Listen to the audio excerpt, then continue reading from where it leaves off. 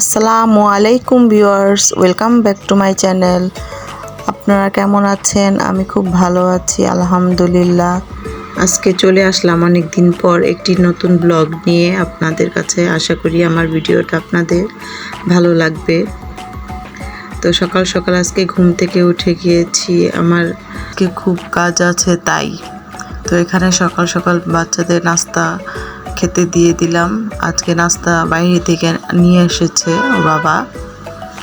তো আমি ওদের পাউরুটি দিয়ে বাটার ভরিয়ে ভরিয়ে ওদের দিলাম। এখানে আমি একটি ড্রিঙ্কস দিলাম এনার্জির। তো মাঝে মাঝে একটু ভিন্ন খাবার খেতেও ভালো লাগে, সব সময় একরকম খাবার ভালো লাগে না। তাহলে সামনে হচ্ছে ঈদের অনেক ব্যস্ততা আমার রয়েছে, ঈদের অনেক কাজ রয়েছে।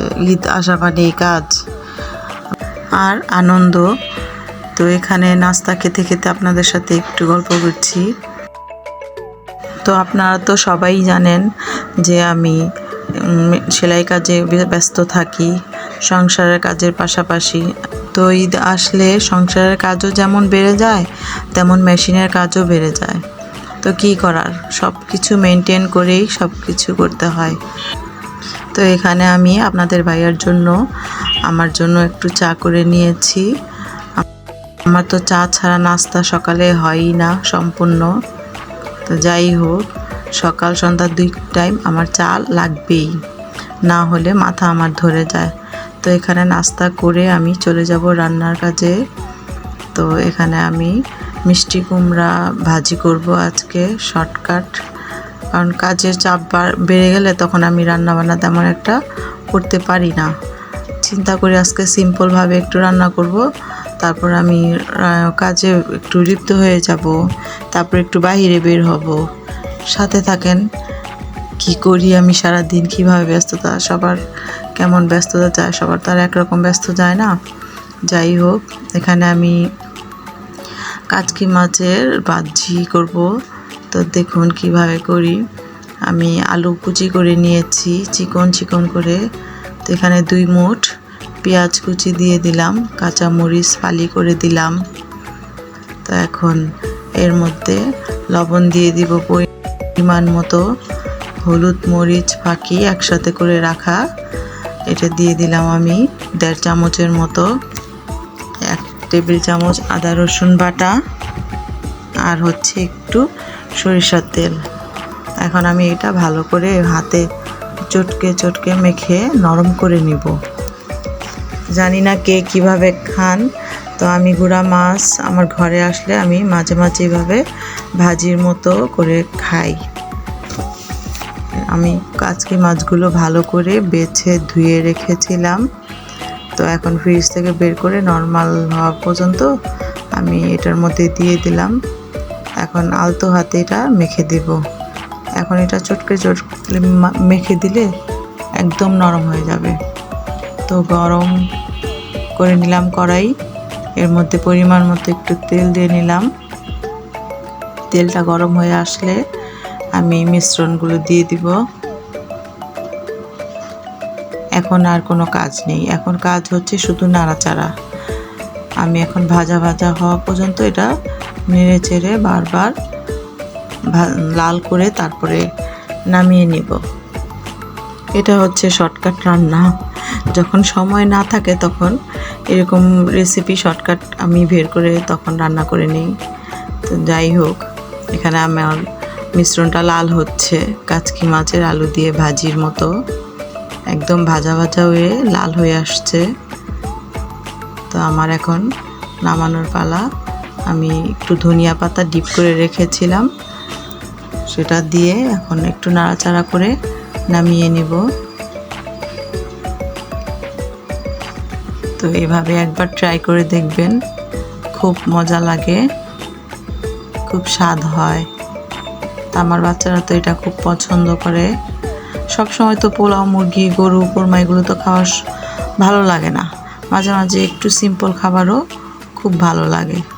তো এখানে আমি মিষ্টি কুমড়োর জন্য পেঁয়াজ লাল করে মিষ্টি কুমড়ো ভাজি করে নিব। আমি একটু চিংড়ি মাছ দিতে চেয়েছিলাম, কিন্তু এখানে আমার মেয়ের অ্যালার্জি, তাই আমি চিংড়ি মাছটা অ্যাভয়েড করি। আমার ঘরে চিংড়ি মাছ মাঝে মাঝে ভুনা খাওয়া হয়, কিন্তু আমি কোনো ভাজিতে দিতে পারি না ওদের জন্য। রান্না শেষ, এখন ছেলে স্কুল থেকে এসে পড়েছে, তো ওকে আমি ভাত খেতে দিয়ে দিচ্ছি। বলতেছে আম্মু তুমি খাবে না? বললাম যে না, এখন তুমি খাও, আমি গোসল করব, নামাজ পড়বো, তারপরে ভাত খাবো। এখন মুরগি ছিল আমার ফ্রিজে, সবসময় ডিপ করা থাকে, ম্যারিনেট করে রেখে দিই আমি। যখন ওরা খেতে চায় তখন সাথে সাথে গরম করে বা ভেজে আমি ওদের দিয়ে দিই। এখন ছেলে খেতে বসেছে, ওকে এক পিস বের করে দিয়েছি। মেয়ে আবার যখন কলেজ থেকে আসবে তখন মেয়ে যদি বলে তাহলে মেয়েকে খেতে দিব, আর যদি না খায় তাহলে ওকে জোর করবো না। ও আবার মুরগিটা খুব একটা পছন্দ করে না, তো আমার ছেলে তো মুরগি ছাড়া চলেই না। মেয়ে আবার এগুলো দিয়েই খেয়ে নেবে। কালকের আবার বাসি তরকারি ছিল আমার, গরুর মাংস রান্না করা, তো মেয়ে ওটাই পছন্দ করে, ওর জন্য আবার ওটা বের করে গরম করে দিব। তো এখানে ছেলে আমার ভাজি দিয়ে খাচ্ছে, বলছে হ্যাঁ আম্মু খুব মজা হয়েছে, আমাকে লাইক দেখাচ্ছে। তো একবার হলো এইভাবে ট্রাই করবেন। তো আমার সেই দৈনন্দিনের কাজ, খাওয়া দাওয়া শেষে একটু রেস্ট নিয়ে আমি আবার কাটিং করতে বসেছি, তারপর বসবো সেলাই করতে। তারপর সন্ধ্যা হলে আমি আবার একটু চা নাস্তা করে নেই। এগুলো রেগুলার কাজ হয়ে গিয়েছে আমার।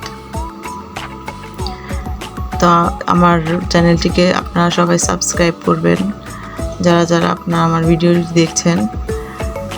আর আমার কাজ যদি কারো শেখার ইচ্ছা থাকে তাহলে আমার চ্যানেলটিকে অবশ্যই সাবস্ক্রাইব করবেন, সেখান থেকে ডিটেলসে সব ধরনের কাজ দেয়া থাকবে। তো আমি এখন সেলাই করে নিচ্ছি। আসলে কি, ছেলে মেয়ে বড় হয়ে গেলে মানুষের ব্যস্ততা তো এমনিতেই কমে যায়। ছোট ছোট থাকলে তাদের নিয়ে কাজ করতে করতে সময় এমনিতেই চলে যায়।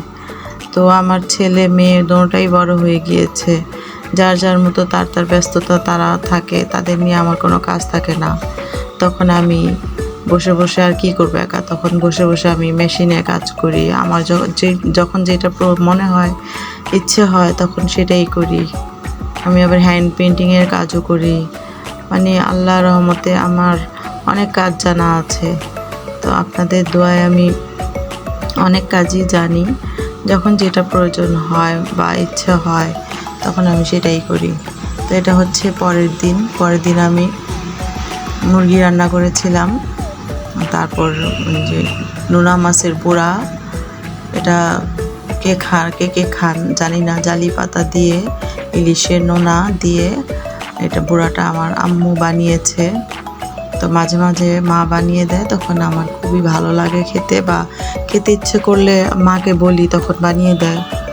আমার মেয়ে ভাত খাচ্ছে এখন, তার সবচেয়ে পছন্দের জিনিস হচ্ছে নোনা মাছের পোড়া। তো সে সেটাই খাচ্ছে আর বলছে আম্মু খুব মজা হয়েছে।